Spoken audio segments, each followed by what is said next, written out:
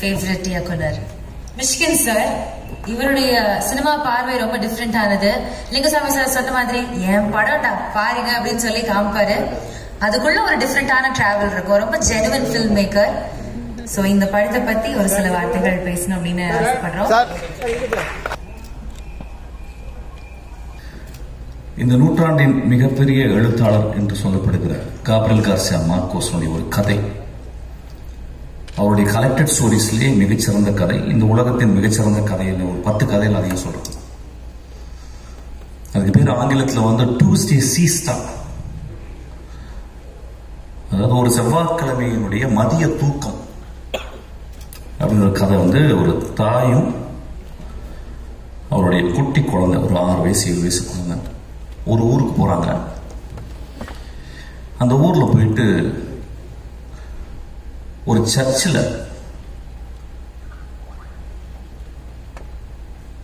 தன்னுடைய மகனுடைய கல்லறை எங்க இருக்குன்னு கேட்டு போறான் அந்த தாய்.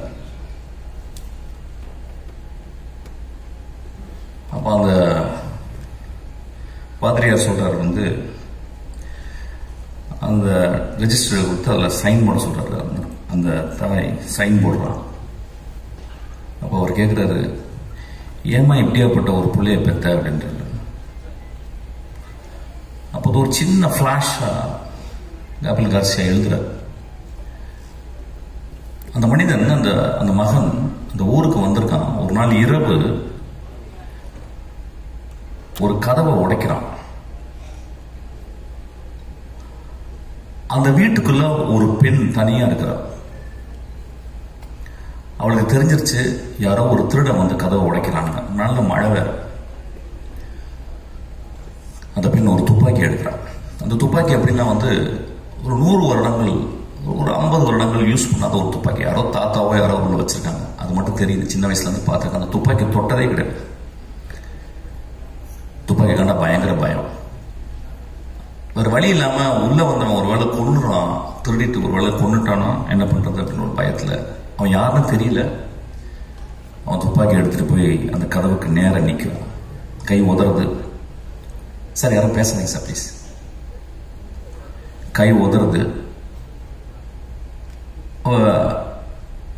அந்த கதவை உடைச்சிட்டு வந்தா எவ்வளவு உயரத்தில் வருமா எவ்வளவு அப்படின்ற மாதிரி அவன் வயிற்றை நோக்கி அந்த துப்பாக்கியை அப்படியே காட்டிக்கிட்டே இருக்கான்.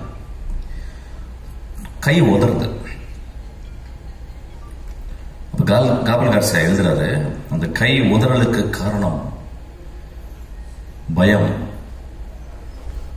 28 வருடங்கள் தனிமை அப்படின்னு எழுதுறாரு.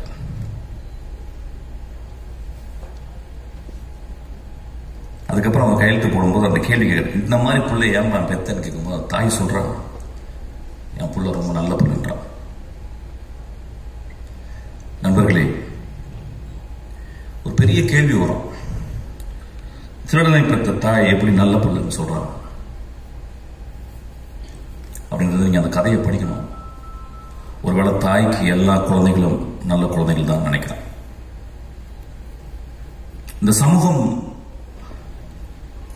நிறைய குழந்தைகளை நிறைய தாய்கள் பெற்றாங்க. எல்லா தாய்களுக்கும் தன் மகன் அல்லது அந்த ஆண் நல்லவனாகவே இருக்கிறான். கை உதறலுக்கு காரணம் தன்னை கொலை செய்து விட போகிறான் ஒருவன் அப்படின்ற பயம். அதுக்கப்புறம் 28 வருட தனிமை அப்படின்றார். அது ஏன் அந்த இடத்துல எழுதுனான்னு தெரியல. அந்த மாதிரி ஒரு தனிமையான பெண் தான் இந்த கொட்டுக்காளி. ஆக்சுவலா கீழே வந்து ஒரு சப்டைட்டில் போட்டுக்கலாம். ரொம்ப எனக்கு உடன்பாடே இல்லை. an adamant girl. Instead of that they would have put an adamant society அப்படின்னு போட்டுக்கணும்னு நினைக்கிறேன். இந்த சென்னையில் வந்து கிட்டத்தட்ட வந்து ஒரு 95 விழுக்காடு 96 விழுக்காடு வந்து இங்க இருக்கவங்க எல்லாருமே கிராமத்துல இருந்து வந்தவங்க, என்ன உள்பட. இங்க வந்து முதல்ல மனப்பாடம் பண்றது பஸ் நம்பர்களை, இப்ப யாரும் மனப்பாடம் பண்றதில்ல. அதுக்கப்புறம் பீச்சுக்கு போறது, அதுக்கப்புறம் இந்த நகரத்தினுடைய உடைகள், அது பர்டிகுலரா ஜீன்ஸ், ஷூ போடுறதுக்கு கால் பழகணும். ஏன்னா கால் விரல்கள் விரிச்சுக்கிட்டு இருக்கும். இதெல்லாம் சேர்ந்து ஒரு 10 வருடத்தில் நாம் வாழ்ந்த, பிறந்த, வளர்ந்த இடத்தை விட்டு நடமாடிக்கொண்டிருக்கும் இந்த நகரத்தில் நாம் ஒரு நகரவாசிகளாகவே வாழ்ந்து கொண்டிருக்கிறோம். இங்க வேற வேற ஜாதிகள் மறக்கப்படுகிறது, மதங்கள் மறக்கப்படுகிறது, நம்மளுடைய குற்றங்கள் மறக்கப்படுகிறது, நம்ம நல்லதெல்லாம் மறக்கப்படுகிறது. இங்க பக்கத்தில் இருக்கிற ஒரு நெய்பர் தான், ஒரு அண்டை வீட்டுக்காரன் தான். இங்க யார் தாய் தந்தையா யாருமே பழகிறது கிடையாது. ஒரு கிராமம் அழிக்கப்படுகிறது. ஏதோ ஒருவன் அந்த கிராமத்திலிருந்து வெளியே வராமையே இருந்து கொண்டு இந்த கிராமத்தின் மூலம் இந்த உலகத்தை பார்க்கும் ஒரு தகுதி படைத்தவனாக, ஒரு மகா கலைஞனாக இருக்கிறான். ஏன்னா அவனுக்குள்ள எப்பயுமே அவனும் ஜீன்ஸ் போட்டு அவனும் ஷூ போட்டாலும் அவன் ஒரு இந்த கிராமத்தில் இருக்க வேல்யூஸ் தான் இந்த உலகம். காப்ரியல் கார்சியா மார்கோஸ் சொன்ன அந்த கிராமம் தான் என்னுடைய கிராமமும், இந்த கொட்டுக்காளி வளர்ந்த கிராமமும் நம்புறான். அந்த கிராமத்தை விட்டு அவன் கடைசி வரைக்கும் வெளியே வரதே இல்லை. ஏன்னா அவனுக்கு அது ஒரு பெரிய முழுமையா தெரியுது. அப்படி முழுமையா தெரிந்த தமிழ் ஆளுமையில பாரதராஜாக்கு அப்புறம் நான் வினோத்தை சொல்றேன்.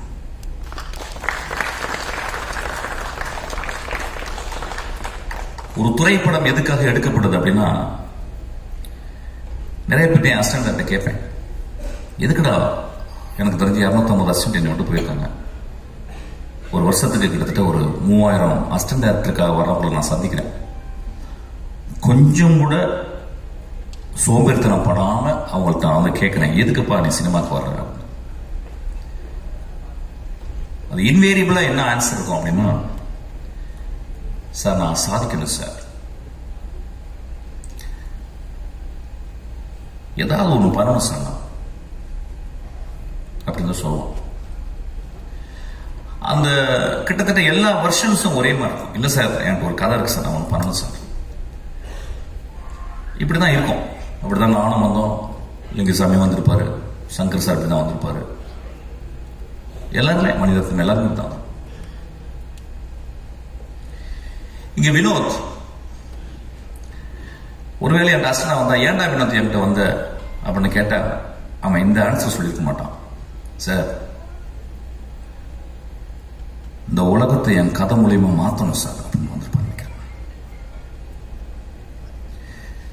இந்த கதை மூலம் தமிழ்நாடையே மாத்திருக்கான்.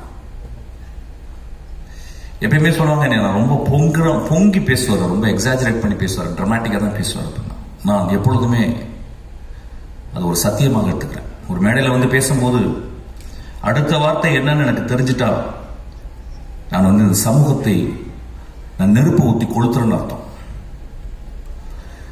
நான் மேடையில் பேசும் பொழுதாவது என் நாக்கில் உண்மை தவழ வேண்டும் என்று நான் நினைக்கிறேன். ஏன்னா வீட்டில் நிறைய பொய் பேசுவோம், மேடையை விட்டு கீழே நண்பர்கள்ட்ட நிறைய பொய் பேசுவோம், ப்ரொடியூசர்கிட்ட நிறைய பொய் பேசுவோம், நடிகர்கள்ட்ட நிறைய பொய் பேசுவோம். இந்த மேடையில் உண்மை பேச மட்டுமே நம்ம அவ்வளவு தைரியத்தையும் நெஞ்சுரத்தையும் என்னுடைய ரத்தத்தை கொதிப்பு நிலையும் கொண்டு வந்தது இந்த படம்.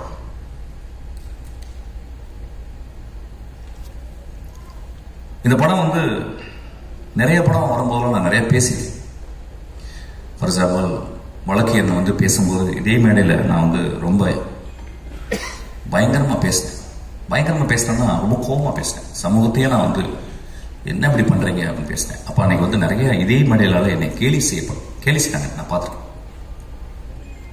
ஏன்னா ஒரு பாலசக்திவேல் எப்படியாப்பட்ட டேரக்டர்னு எனக்கு தெரியும், நிறைய பேருக்கு லிங்குசாமிக்கு தெரியும். ஒரு 3 படத்தை எடுத்துட்டு அந்த படம் ரிலீஸ் ஆகணும் உட்காந்துருக்கான் ஒரு கலைஞன், மகா கலைஞன். அவன் எப்படியாப்பட்ட கலைஞன்றது ரொம்ப பக்கத்தில் சேர்ந்தவங்களுக்கு, அவன் படங்களை நேசித்தது பார்த்தவங்களுக்கு மட்டும்தான் தெரியும்.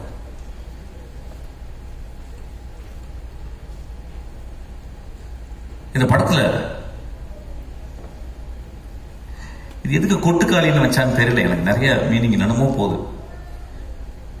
நான் ரொம்ப நாளைக்கு முந்தைய சிவகார்த்தியனுடைய படத்துல ஒரு பூஜை அன்னைக்கு ஒரு நாள் ஒரு சாப்பாடு சாப்பிட்டு இருக்கும்போது பக்கத்துல ஒருத்தன் வெள்ளை பேண்ட் போட்டு ஒரு கிராமத்துல இருந்த ஒரு பையன் மாதிரி உட்கார்ந்துருந்தான். அறிமுகப்படுத்தினான், யாரா நீ தம்பி அப்படின்னு. சார் நான் தான் சார் வினோத். அப்படின்னா யார்ப்பா? இல்லை சார் நான் வந்து கூழங்கள். அப்படி ஆமா ஏதோ பேசிக்கிட்டு இருக்கேன் நான் சொல்லுவேன். சரி என்ன பண்ண, படம் ரிலீஸ் ஆகுதா இல்லையா? இல்லை சார் ஆயிரும் சார். ஓ அப்படி சரி. என்ன படம் எடுக்கிற, அடுத்து என்ன பண்ண போற? இல்லை சார் நான் ஆரம்பிச்சிட்டேன் சார். நான் சொல்றேன் கொஞ்சம் மெதுவா எடுப்பான்னு வாய் எடுக்கிறேன், கொஞ்சம் மெதுவா. இல்லை சார் நான் படம் ஆரம்பிச்சிட்டேன். அப்படியே யாருப்பா மியூசிக்? பாருங்க எவ்வளோ ஒரு programmed way of asking or chatting with another director. நான் கேட்குறேன் யாரா டைரக்டர், யாரா மியூசிக் அப்படின்னு. அப்படி சொன்னா யாருமே மியூசிக் இல்லை சார். எனக்கு பயங்கர கோவம் வந்துருச்சு. பெரிய மயிர் மாதிரி பேசுறாங்க, முறைச்சேன். அவன் நான் வந்துட்டு வீட்டு ஆஃபீஸ்க்கு வந்தோடனே அசிஸ்டன்ஸ் கூப்பிட்டேன். அதே மாதிரி ஒருத்தர் பார்த்துங்க, ஒரு பொறுக்கி கருப்பா இருந்தான், ஒரு மாதிரி இருந்தான், பெரிய மாதிரி மாதிரி என்கிட்ட வந்து நான் யாரா மியூசிக்னு கேட்குறேன். அவன் சொன்னா யாருமே இல்லை சார் அப்படின்றான். அப்படின்னா எடுத்துறாதீங்கடா அப்படின்னு நான் ஏதோ நல்லது சொல்ற மாதிரி என் அசிஸ்டன்ஸ்க்கு சொன்னேன். இந்த படத்தை பார்க்கும்போது தான் தெரிஞ்சது என்னை வினோத் செருப்பு கழட்டி அடிச்சிருக்காங்க. நல்ல டைட்டில் கிடைச்சிருச்சு ஆக்சுவலி இன்னைக்கு. அவன் நிஜமாகவே என்னை செருப்பு கழட்டி அடிச்சான். நான் எல்லாரையும் செருப்பு கழட்டி அடிச்சானே என்னை வெளியே போய் பயங்கரமா திட்ட ஆரம்பிச்சான் டைரக்டர்ஸ்லாம். அதை எப்படி பேசலாம், நாமளும் படம் தானே எடுத்துக்கணும், அதனால நான் மட்டும் எடுத்துக்கிறேன். என்னை மட்டும் வினோத் செருப்பை கழட்டி அடித்தான். இந்த விழாவுக்கு வரும்போது நான் காலையில் மனோஜ் பேசினேன். ஏன்னா இப்ப நான் 2 படம் பார்த்துட்டேன். ஒன்னு மாரியுடைய வாழை பார்த்துட்டேன். அது ஒரு வாரம் பைத்தியமா இருந்து, அன்னைக்கு நைட் ஃபுல்லா பைத்தியமா இருந்து ஃபுல்லா எழுதி அசிஸ்டன்ட் டைரக்டர்லாம் தூங்காம உட்காந்து ஒரு 3 பேஜ்ல ஒரு லெட்டர் எழுதி வரும் நம்ம நாள்ல. இப்ப அது முடிச்சு அந்த பைத்தியம் முடியும் தீர்றதுக்குள்ளேயே இந்த பைத்தியம், இது பைத்தியம் இல்லை, பேயா பிடிச்சிச்சு எனக்கு. அப்போ வந்து இந்த படத்துல வந்து அவன் ஏன் மியூசிக் டைரக்ஷன் பண்ணல அப்படிங்கும் போது அதுக்கு ஒரு பெரிய அது வந்து ஒரு குருட்டாம்போக்கில் எடுக்கப்பட்ட ஒரு முடிவல்ல. The decision came out of vision of cinema. அவன் எப்படி சினிமாவை ட்ரூத்ஃபுல்லா பார்க்கறான் அப்படின்றதுக்கு ஒரு காரணம். ஏதோ ஒரு வகையில நம்ம என்ன பண்றோம், ஒரு மியூசிக் மூலியமா நம்ம சட்டையை அயன் பண்ணிடுறோம், நம்ம திரைப்படங்களை நம்ம அயன் பண்ணிடுறோம். அவன் என் சட்டை என் திரைப்படம் சுருக்கமாகவே இருக்கணும் அப்படின்றான். என் பாட்டியினுடைய அந்த இடுப்பை சுத்தி உள்ள சுருவ பார்த்தீங்களா, அது வெளியே எடுத்தா எவ்வளவு சுருக்கம் இருக்கும் அந்த முந்தானையில, அந்த அளவுக்கு சுருக்கத்தை அவன் பார்க்கறான். அவ்வளவு ட்ரூத் பார்க்கறான். இந்த படத்தை பத்தி நான் வந்து ஒரு 4 நாள் கண்டினியூஸா அதை பேச முடியும். ஏன்னா படத்தை பார்த்துட்டு வெளியே வந்த உடனே நைட்டு நான் என்ன பண்றதுன்னு எனக்கு தெரியல. வழக்கம் போல சொன்ன மாதிரி நல்லா இருக்குப்பா, சூப்பர்ப்பா, நல்ல ட்ரை பண்ணியிருக்கேன். இப்போ நிறைய பேர் சினிமா பாட்டு வந்தோன்னா உஷாரா பேசுறது எப்படின்னு கேட்டீங்கன்னா, வித்தியாசமா முயற்சி செஞ்சிருக்கேன்னு. அது கெட்ட வார்த்தை சொல்லி தான் சொல்லணும், பட் அது சொல்ல முடியாது, போர் அடிக்குது ஆக்சுவலா. அந்த மாதிரி ஏதாவது பேசிட்டு போயிடுறது, இல்லைன்னா நல்ல ஃபியூச்சர் இருக்குப்பா அப்படின்றது. அப்புறம் ரொம்ப மோசமா ஒரு தடவை பார்க்கலாம் அப்படின்றது. நண்பர்களே, இங்க வரும்போது யோசிச்சு நான் என்ன பேசணும், இந்த படத்தை நான் வந்து எப்படி மக்கள்கிட்ட கொண்டு போய் சேர்க்கணும். ஏன்னா என் லைஃப்ல இது ஒரு பெரிய பொறுப்பை நான் பார்க்கிறேன். என் மகள் பிறக்கும் போது என் மனைவியின் கையில் என் மகளை பார்த்துட்டு நான் எவ்வளவு சந்தோஷப்பட்டனும், அதே மாதிரி இந்த படத்தை பார்த்து சந்தோஷப்பட்டாங்க.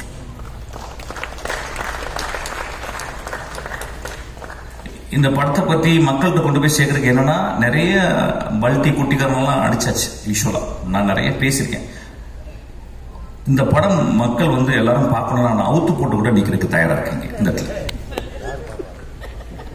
ஏன்னா அப்படிதான் உரைக்கும். கை தட்டலாமே கொஞ்சம். ஒரு குத்து டான்ஸ், நேக்கட் டான்ஸ் இங்க ஆகலான் இருக்கு. இந்த படத்தை பாருங்க அப்படின்னு. நான் நேக்கட் டான்ஸ் ஆடி நீங்க பாத்தீங்கன்னா என்ன ஆவீங்க, அதை நெக்ஸ்டா போஸ்ட் பண்ணி நீங்க அப்ப அந்த படத்தை போய் பாருங்கன்னு சொல்றாங்க. இந்த கொடுமை எப்படின்னு கேட்டீங்கன்னா, இந்த தமிழ் சமூகத்துல வந்து அது இந்திய சமூகத்துல வந்து ஒரு நல்ல படத்தை பாக்குறதுக்கு, நல்ல படம்னா எப்படின்னா ரொம்ப பிலாசபிக்கலான கொஸ்டின். ஆமா, நான் 2 நிமிஷம் பேசலாமா, ரொம்ப நேரம் பேசுறேன். இடக்கு முழுக்க அதை பேசினா பிரச்சனை ஆயிரும். ஓகே, நல்ல படம் அப்படின்னாவே நம்ம நண்பர்கள், நம்ம ரசிகர்கள், நம்ம ரொம்ப நேசத்துக்குரிய நம்மளுடைய ரசிகர்கள் என்ன சொல்லியிருக்காங்க, ஓகே புரிஞ்சிச்சு. அதாவது பாலசக்திவேலு, மிஷ்கின், ராம், வெற்றிமாறன் இவங்க நல்ல படம் சொல்லிட்டா கொஞ்சம் பார்த்தே போவோம் அப்படின்னு பாரு, கொஞ்சம் யோசிச்சு போவோம். ஏன்னா சினிமா பார்க்க வரதே அவுத்து போட்டு ஆடுறத பார்க்கறதுக்கு தான். சினிமாக்கு நிறைய பேர் ஆடுறது, அதாவது இன்னும் என்கிட்ட பேசுறாங்க, சார் அந்த குத்துப்பாட்டு ஒன்று போட்டீங்களே சார், அது மாதிரி இன்னொன்று போடுங்க சார். நான் என்ன போட தான் செய்ய முடியும். நண்பர்களே, ஒரு மார்க்கெட்டுக்கு போறோம், ஒரு குழந்தைய கூட்டிட்டு, ஒரு பெண் குழந்தைய கூட்டிட்டு ஒரு கத்திரிக்காய் எடுக்கிறோம். எங்க அம்மா சின்ன வயசுல எனக்கு கத்திரிக்காவை எப்படி வாங்குவது அப்படின்னு சொல்லி கொடுத்துருக்காங்க. ஒரு சவுச்சவை எப்படி பார்த்து வாங்கணும்னு சொல்லி கொடுத்துருக்காங்க. ஒரு பழத்தை தட்டி பார்த்து, அந்த பழம் தட்டி பார்த்து படுத்திருக்கான்னு பார்த்து வாங்க சொல்லிருக்காங்க. ஆனா நம்ம சமூகத்துல ஒரு கலைப்படைப்பை மட்டும் வெகுஜன சினிமாவாகவே மட்டுமே பார்க்க பழகிருச்சு. இன்னைக்கு 16 வயதுல எடுத்தா ஓடுமானே டவுட் வந்துருச்சு. என் ஆதங்கத்தை இங்கே கொட்டி தீர்க்கவில்லை. இந்த படத்தை நான் மக்கள்கிட்ட கொண்டு போய் எப்படி சேர்க்கறதுன்னு யோசிச்சுட்டே இருக்கேன். இப்ப நகரத்தில் இருக்கவங்க எல்லாருமே நினைச்சுக்கிட்டு நம்ம எல்லாமே சிட்டி பேஸ்ட். அதை சொல்றாங்க, இது கிராமத்து கதை. ஐயா, இது என் தாயின் கருவறை ஐயா. இந்த படம் என் மகளின் யோனி ஐயா. இந்த படம் பாலசக்தி சொன்னா இந்த மாதிரி படமே பார்த்தது இல்லை, இந்த மாதிரி படத்தை பார்க்கவே போறது இல்லையா, இந்த மாதிரி படத்தை நான் பார்க்கவே போறதில்லை. இந்த படத்துக்கு முன்னாடி நான் என் படைப்புகள், என்னுடைய சினிமா அப்படின்றத நான் கீழே குனிஞ்சு அவன் காலை முத்தமிடுவேன். அந்த அளவுக்கு அந்த படத்தை பண்ணியிருக்கான். உங்களுக்கு ப்ரூவ் பண்ணா வினோத கூட்டிங்க நின்று அவன் காலை முத்தமிடுறேன். நான் இளையராஜா காலை முத்தமிட்டிருக்கேன். நான் இளையராஜா காலை என்னைக்குமே தொட்டு கும்பிட்டதில்லை. நான் முதல்ல கொண்டு போய் தொடுவேன். ஆக்சுவலி 2வது மனிதனாக இளையராஜாக்கு அப்புறம் அவன் கால்களை நான் முத்தமிடுவேன்.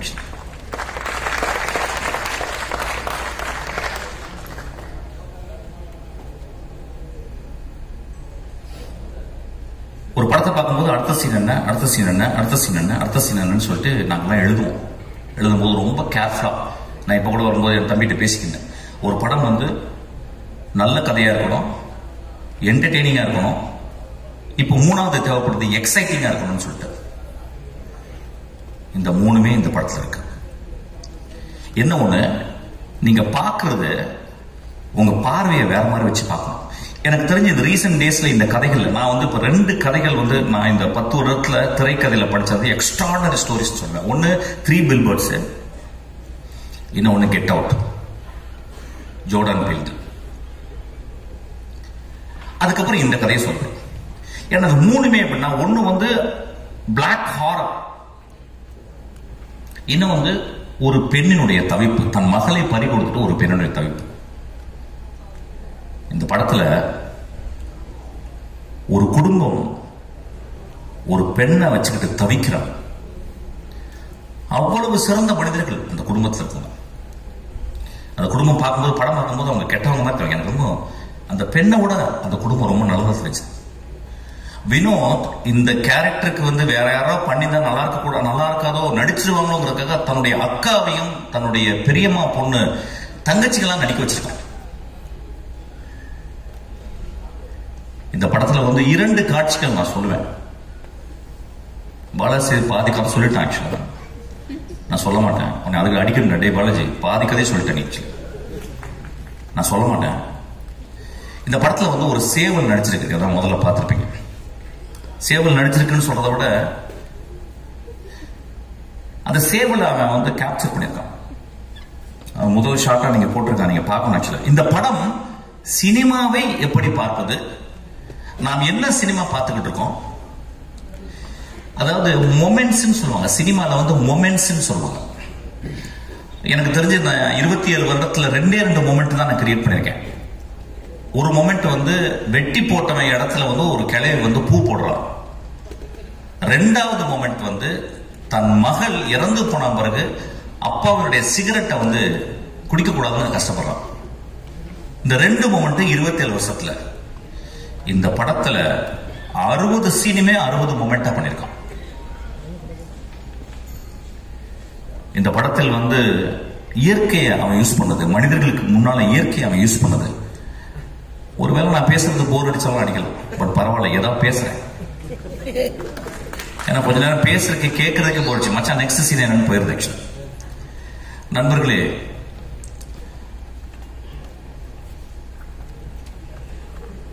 ஒரு நல்ல கதை, ஒரு நல்ல கதாசிரியர் தோற்கப்படுவதில்லை, சமூகத்தால் கொலை செய்யப்படுகிறார்.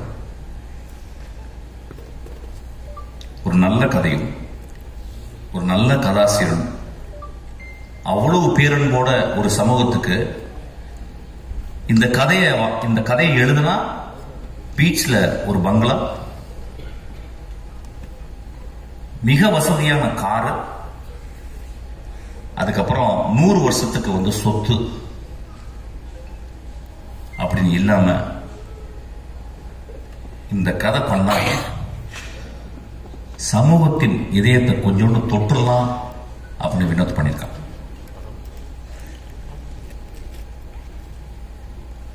இந்த படத்தை வந்து பத்திரிகைக்காரங்க எல்லா படங்களுடைய திறப்பு வாசல்களை திறந்து வைக்கிறது பத்திரிகைக்காரன் தான். வந்து படம் வந்து பார்ப்பாங்க. பார்த்துட்டு எனக்கு தெரிஞ்சு எல்லா நல்ல படங்களையும் அவங்க வந்து ஆறத்தழுவி முத்தம் கொடுத்துருக்காங்க. இந்த படத்துக்காக வினோத்துக்கு இந்த பத்திரிகையாளர்கள் கோயில் கட்டணும்னு நான் கேட்கிறேன். இந்த சமூகம் ஒருவேளை அவன் கொலை செய்து விடலாம். அந்த கொலையில இருந்து தப்பிக்க வச்சது சிவகார்த்திகேயன். சிவகார்த்திகேயன் ஒரு லீடிங் ஆக்டர், கடுமையான உழைப்பாளி. சிவகார்த்திகேயனால அந்த படத்தில் நடிக்க முடியாது. ஏன்னா ஒரு மிகப்பெரிய ரசிகர்கள் கூட்டம் வந்துருச்சு. ரசிகர்களை சந்தோஷப்படுத்துவது ஒரு பெரிய கடமையாச்சு. ஆனா அந்த குழந்தை, அந்த பையன்,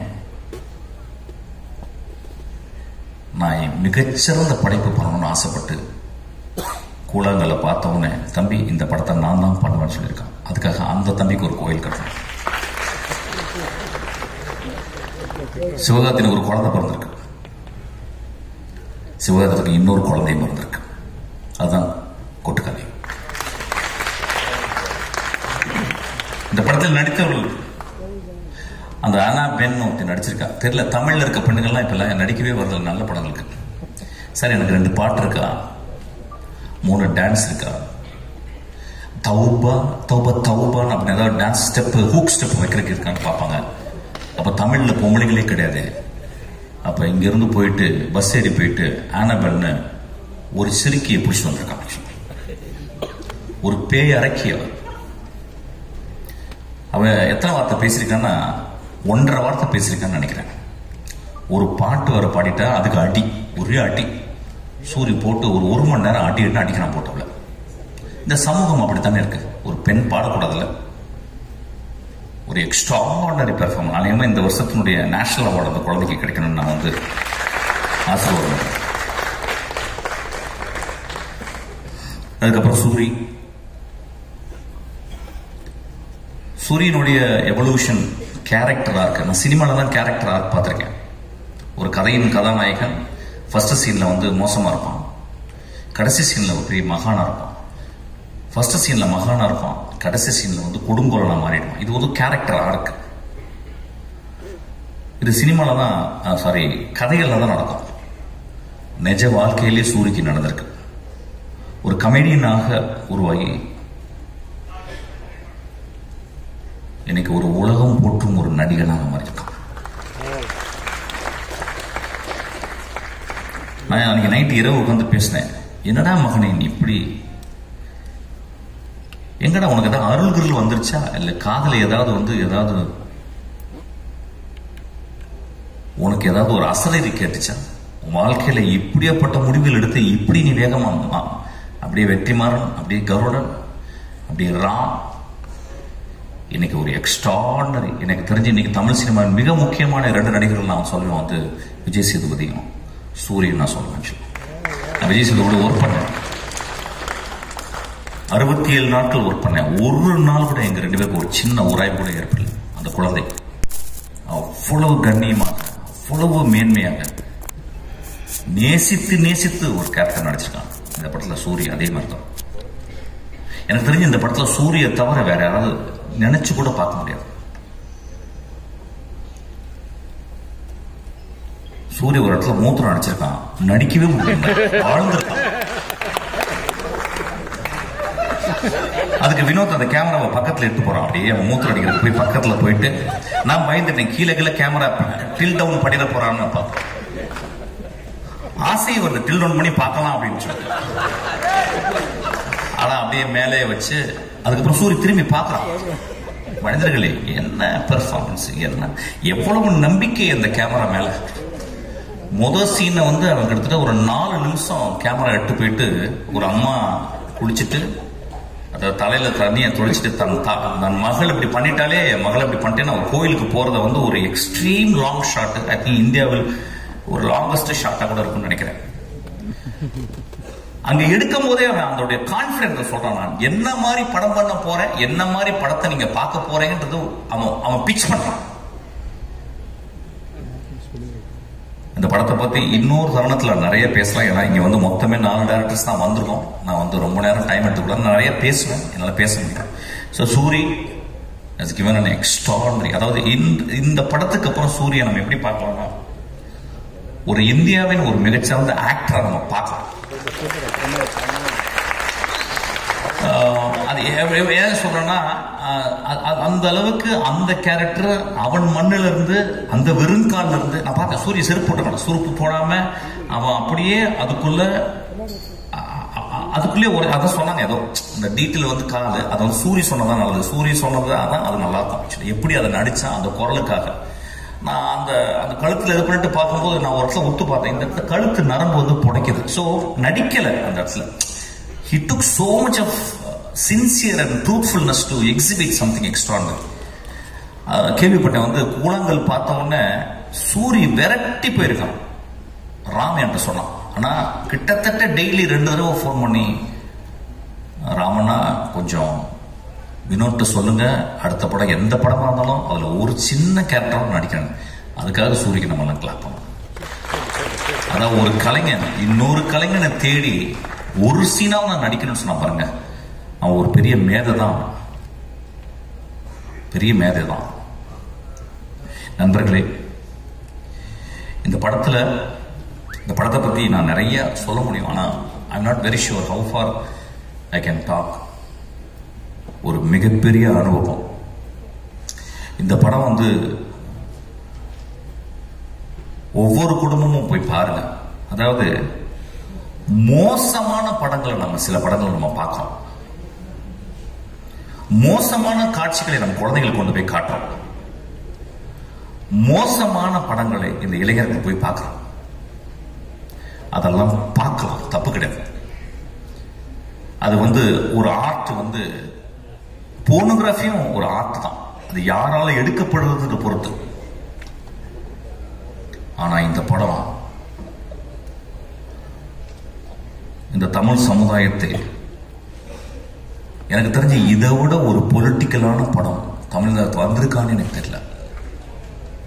இதை விட ஒரு பொலிட்டிக்கலான படம் அந்த ஏரியா நான் பேச வேணாம்னு யோசிக்கிறேன். ஏன்னா இங்க பொலிட்டிக்கல் படம்ன்றது வந்து வேற வேற கருத்துக்களோட உலாவுது. ஆனா ரொம்ப அமைதியா ஒரு பொலிட்டிக்கல் படத்தை, most powerful political film Vinoth அசால்ட்டா எடுத்திருக்கான்.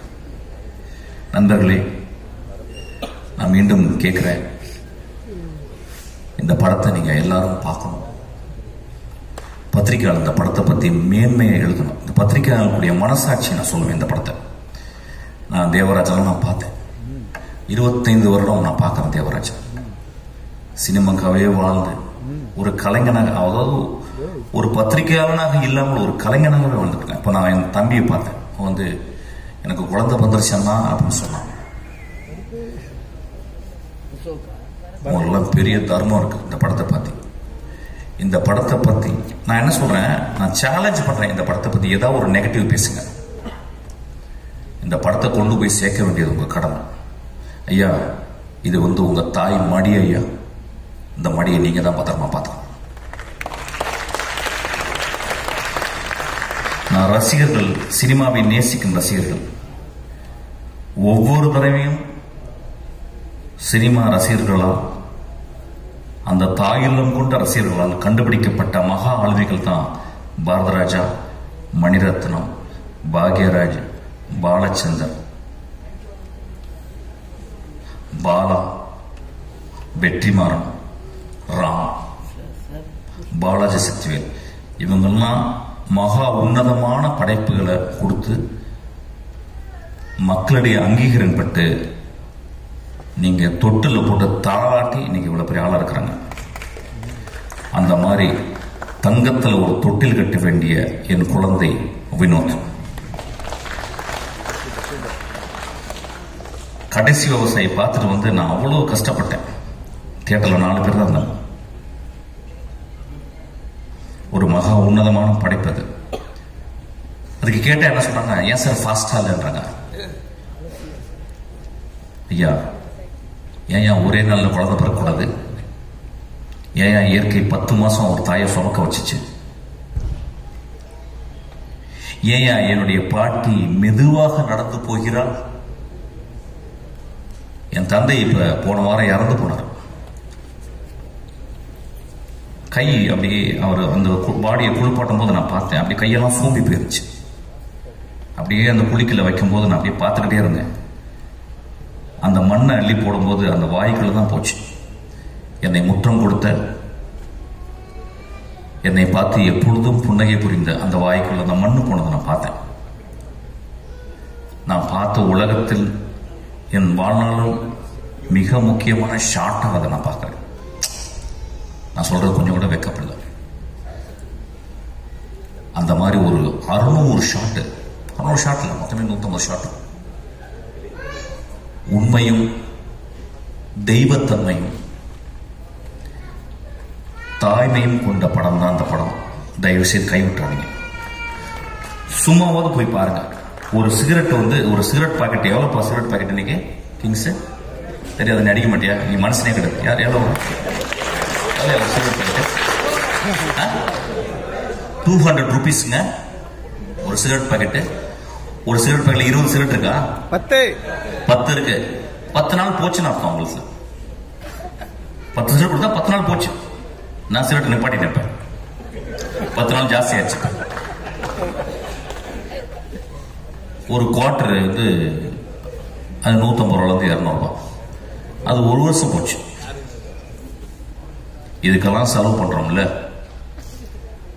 சாமிக்கு போய் நம்ம அவ்வளவு செலவு பண்றோம், அவ்வளவு உண்டியல் காசு போடுறோம், அவ்வளவு டொனேஷன் கொடுக்குறோம்ல. வினோத் தான் என் சாமி. அவன் எடுத்ததுதான் கடவுள். தயவு செய்து பாருங்க நண்பர்களே. இந்த வாழ்க்கை ரொம்ப அலாதியானது. இந்த வாழ்க்கையில் நம்ம என்னெல்லாம் முடிஞ்ச வரைக்கும் நல்ல விஷயங்கள் பண்றோம் அப்படின்றது ரொம்ப முக்கியம். அதுல ஒரு நல்ல விஷயம்தான் கொட்டுக்காலை நீங்க போய் தரிசிக்கிறது. அந்த காளி உங்களை ஆசீர்வாதம் செய்வார். நன்றி.